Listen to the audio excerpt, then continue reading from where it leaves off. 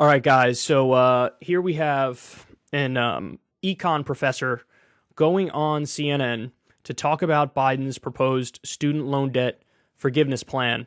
And, you know, the point of this segment clearly is let's pump the brakes on this. Let's shit all over the idea of even student loan debt reduction, never mind student loan debt forgiveness. And of course, it's dressed up as, you know, this is like high-minded intellectualism. Like, I'm just a guy who cares about the facts and the stats and inflation and all these other things. And the serious position is to say, screw students or screw, you know, adults who are behind the eight ball because they have this thing holding them back known as student debt. So anyway, let's go ahead and watch some of this, and I'll have a lot to say about it. The White House is weighing what to do about college loans as the current pause on most federal student loan payments is set to expire at the end of this month. Well, CNN's new reporting overnight is that officials are leaning toward canceling up to $10,000 in debt for borrowers who make less than $125,000 a year. This decision could come as soon as tomorrow. Bare minimum Biden, baby. That's what I'm calling him. He does the bare minimum. Now, look, I'll say it again. Bare minimum is better than nothing or actively going in the wrong direction. So you have to give credit where it's due on that front. Don't be an like unnuanced idiot. But it is the bare minimum. Like, that is what it is. This is exactly what we're talking about here. We're hearing. So let's talk about it. The implications, what this would mean with Mark Goldwine. He is a senior vice president and senior policy director for the nonpartisan committee for a responsible federal budget, also an econ professor at Johns Hopkins. It's good to have you, Mark. Thanks very much. Thanks for having me. So I read through all your analysis, and basically it shows that canceling this student loan debt for folks would undermine the inflationary work that the Inflation Reduction Act is set to do and what the administration wants it to do. So look, assuming that's true, there's a value judgment here. The value judgment is, you know, the amount that you're helping 43 million people who have student loan debt, you know, and that's no small thing. That's a huge thing. Well, that's offset by the negative impact of effectively a tiny increase in inflation for all of us. And that's accepting his premise, which of course I'm not sure I do. But he's going to, what I don't like about this segment is he acts like this is just high-minded. And what the stuff he says here is very one-sided. He doesn't give any of the facts, which I'm going to give you, on the other side of the equation. He misses a whole bunch of very important stuff, and he does it on purpose. Why? Why do they cancel each other out? Well, so the Inflation Reduction Act saves maybe $300 billion in the first 10 years. If we do cancel $10,000 of debt and just extend the pause a few months, we're going to be at about that much in terms of new costs. So all the deficit reduction is going to be wiped out. Notice the priority here. Deficit reduction. That's his priority. Deficit reduction. And I like how he fell for the marketing trick of Democrats. Like, yeah, anybody who knows politics at all, on the right or the left, will tell you that naming that bill the Inflation Reduction Act was nothing but PR. It has a negligible effect on inflation. But it was just like a marketing trick to name it that to give cover to like Manchin and Sinema so they could say, yes, I'm being fiscally responsible. Look at the name of this bill. When, of course, the real idea behind the bill is let's have a 15% corporate minimum tax, which is a wonderful idea. Let's send $64 billion more to Obamacare to beef it up, to give some more people health care. Another good idea. Let's give tax credits for electric vehicles. Another good idea. I think they get as high as like $6,000 or $7,000 or something like that. Let's build out some green technology and do credits on that front. So like, the real meat of the bill are the provisions I just said, but they called it the Inflation Reduction Act as some sort of marketing trick. And this guy takes it at face value and acts like, well, I thought the point of this was inflation reduction. Oh my goodness, what about the deficit? Same time, we're probably going to do more to increase inflation from debt cancellation than any inflation reduction from the Inflation Reduction Act. Okay, so I want to get to the second point you made, and that is, you know, what is inflationary and what is disinflationary. So there are a bunch of economists I'd say Mark Zandi at Moody's, also former Labor Department economist Heidi Shierholz, who say they think you're wrong, right? And let me talk about Shierholz, for example. I just want to make the point that on the eve of Biden doing some amount of student loan debt cancellation, what is mainstream media doing?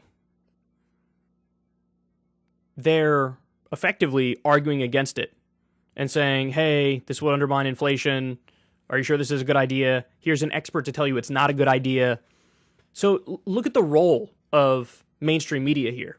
Look, I contend if mainstream media was doing their job effectively and being a watchdog for the people, on behalf of the people, against the powerful, they would be making the exact opposite argument. Okay, so I know you want to eliminate 10,000 for people who make 125K or less, but hey, this leaves out X number of people, and this is how this impacts them, and this is how this impacts the economy in a negative way, and here's how this holds them back, etc. And they're not doing that. They're doing the opposite. So in other words, corporate media is serving fundamentally as a reactionary force in this instance. Worked in the Obama administration. She says your analysis is, quote, profoundly off base. And the reason she says that is she points to the 2+ year moratorium we've already had on student debt payment. And she says basically folks have had this money in their pockets for 2+ years. And so canceling the student loan debt would not effectively put more money in their pocket right now. How do you respond to that? I mean, that's not a good argument because it definitely will put more money in their pocket, and that's a good thing. That's a very strange argument for them to make. I know they're more on the side of canceling student loan debt, but at least make a decent argument. Yeah, so what these folks are doing is they're playing a baseline trick. They're pretending that we're going to extend this repayment pause forever. And it's true. Compared to extending the temporary emergency era repayment pause forever, just canceling debt and restarting payments would be disinflationary. But that's not the right comparison. The right comparison is compared to repayments starting in about a week as scheduled. This was always meant to be a temporary pause. If it's a permanent pause, it's not student debt, it's student grants. I think what complicates this picture, right, for the average viewer watching right now is that they're dealing with inflation near a 40-year high. They're dealing with much more expensive. They don't use the words supply chain at any point in this conversation, when the bulk of the inflation is due to the supply chain. The supply chain got all messed up because we had a pandemic, and because a bunch of countries locked down, which impacted trade in a massive way, and that's not even mentioned. So they're making the lazy assumption that inflation is all due to the big spending, and that's fundamentally not true. Expensive groceries, gas has come down a bit, but it's still more than what they're used to. More expensive housing, transportation, clothing. I could go on and on. So I just wonder. If you're concerned at the possibility that restarting these payments, right, in a few days, worsens that burden on Americans struggling with this inflation in this moment. That's the reality. So they're trying to act like if you cancel student loan debt, it's not a populist thing, it's an anti-populist thing. It's an elitist thing. Because, you're gonna hurt all Americans because it's gonna worsen inflation, and so maybe this isn't the right thing to do. Maybe the pro-working class thing to do is to let everybody drown in debt for the rest of their lives. Man, this is like Twilight Zone shit. It is so frustrating listening to this. Right? Yeah, that's exactly what it's going to do. And it's not as if this is going to lift inflation from 8% to 9%.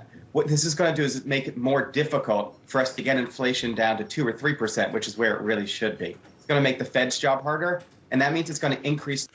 In the talk about inflation, have they mentioned that inflation is happening literally the world over? The world over. Which, again, is further indication that maybe the supply chain is the biggest culprit there, and it's not necessarily the big spending that's the problem. The risk they're going to have to drive us into a recession to get inflation under control. But it's also going to mean another bill, significant monthly bill for some folks on top of their higher bills because of inflation right now, right? And you're saying that's a burden the American people have to bear given the other more negative effects in your analysis? Yeah, that's sort of the catch-22 of this all. We could send everybody another round of checks to pay for their inflation costs, but that would actually make inflation worse. What we need to do now is get inflation under control. One of the easiest ways to do that is to ask people to start paying back the debt they already owe, to start making the principal payments that they already agreed to. And by the way, while not everybody that has student debt is rich, disproportionately, student debt is being held by people that have advanced degrees and pretty good income, and they can bear it a lot. This is such a terrible argument. This is such a bad argument. It's actually the rich who, owe the student loan debt. No, the actual rich, the real rich, the top 1% rich, these are people who their parents pay for their college. Their parents pay for it. They don't have any debt. They don't have to worry about it. Now, if you tell me, hey, somebody at the 85th percentile in the country, they have student loans taken out, well, then I respond to you, okay, eliminate it for them. If you're in the top 85th percent, that's still working class. That is definitely still working class. Remember, what's the dividing line? Now, this is a rough estimate, of course, but generally people talk about the 99% versus the 1%, right? Or the owner class versus the working class. So if somebody's in the top 85th percent, they're still in solidarity with the working class. And so, look, student debt, as a matter of principle, it shouldn't exist. How many times do I have to make this point? As a matter of principle, it shouldn't exist. We should treat it exactly like we treat public high school. Like, nobody expects you to go tens of thousands or hundreds of $1,000s in debt to get a high school diploma. That'd be preposterous. That's a weird sort of like indentured servitude to start that far behind the eight ball after just getting a high school diploma to give yourself a chance at making money in the future. And that's what a college degree is now. It's equal to what a high school degree used to be. And look, they don't see it like that. And I love how now there's open discussion on CNN about how, well, economists are saying they should drive us into recession to get inflation under control. And that's just accepted as like well, obviously that's something maybe we should do. So wait, let me understand this right. Drive more people into poverty and extreme pain, and in some instances, food shortages or hunger, to get inflation under control. Are there literally no other ways to try to get inflation under control?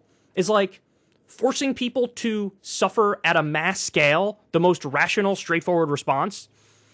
Or is there something about the economics profession that's bordering on sociopathic here? A lot more, than everyday Americans that are seeing the cost of their gasoline and clothing go up. Your analysis points to wealthier households with medical degrees or JDs, their attorneys. I think the cap at $125,000 a year would cut some of those folks out. Not all, but it would cut some of those folks out. But one other thing that I thought was just interesting from what you guys looked. They are so horny for means testing. It's ridiculous. They want to make it more of a welfare program than a universal program, which, by the way, weakens it in the long run, this sort of stuff. But God, oh my God, they're so annoying. They're so captured by the current political economy and reality. They don't dare to think like outside of the box or try to actually improve shit for people. It's all like mealy-mouthed, like pussyfooting, barely in the right direction with tweaks around the edges. At here is that you found that student loan cancellation would not significantly decrease the racial wealth gap. I'm wondering if you could speak to whether you think there is. What the fuck does that have to do with anything? It doesn't have to primarily be geared towards that. Why can't you just get rid of all the student loan debt and help everybody? And by the way, that probably would in turn help so many people of color. Now, will it, limit the racial wealth gap? I don't know. Frankly, I don't care. It's still the right thing to do. And so, of course, at the end of the interview, they just trot out the identity politics bullshit for them to be like, oh, well, this doesn't help people of color in the exact way that I want it to help people of color, so therefore, don't do it. Oh, my God. All right, so now let me educate you guys, because this is the most important stuff. Survey. Now, remember, this is from June 24th, 2021, so it's about a year ago. Survey. 90% of student loan borrowers aren't ready to pay student loans again. 90%. 90%. You think that matters? I think it matters when we're talking about restarting student loan payments. This is astonishing. Astonishing. Millennials only hold 3% of total U.S. wealth, and that's a shockingly small sliver of what baby boomers had at their age. Now, this is from December 5th, 2019. Let me show you what that looks like in chart form, just to give you a better understanding. That's what it looks like. So the silent generation, of course, they peaked. Now they're very up there in age, so of course their share has gone down. But Here you have, this line right here is the boomers. Over 50% of the wealth. Then you have the Gen Xers are red. They're struggling. They got, just below 20%, maybe 16 or 17% of the wealth. Then millennials are down here at 3%. Look at the difference between the boomer generation and the millennial generation. And then they're telling you, a lot of the 43 million who have student loan debt are millennials. They're telling you, well, sort of suck it up. And we don't think this is the right thing to do. When this is something that would be such a weight off the shoulders of an entire generation. It would allow them to maybe, rent that new car that they need to rent, or move out of their parents' basement, or whatever the case is. But you never get told the broader picture here. You never get told the macroeconomic reality. And then, of course, I'll show you this, which we covered in a previous segment. These are interesting facts. This is originally from NPR. Forgiving student debt boosts the economy in significant ways. Some of America's top economists say that broad loan forgiveness could raise annual home sales by 300,000, and U.S. real GDP could be increased by 86 billion to 108 billion per year. And then you also have the Federal Reserve Bank of Philadelphia found a significant negative correlation between student debt and the rate of new small businesses. So in other words, having so much student debt means a lot less entrepreneurship and small business. So, they're not showing you this full picture. And this is all apart from my main argument when it comes to student loan debt elimination, which is, I think as a matter of principle, we should have free higher education in this country. I just file that in the same category as like, hey, in a civilized society, everybody has healthcare. We have the ability to provide that. We should provide that. That's the way it should work. So I put higher education in the exact same category as healthcare. Because you're just trying to give yourself a chance at a better life, And what they do is they punish you for that, and they get you in this weird version of indentured servitude. So anyway, there you have it.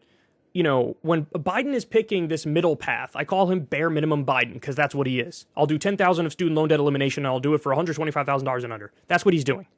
But even that puts Biden to the left of corporate media. Even that does. Because corporate media is just running interference for the status quo and acting like, oh, well, the only high-minded intellectual thing to do is nothing when it comes to student loan debt.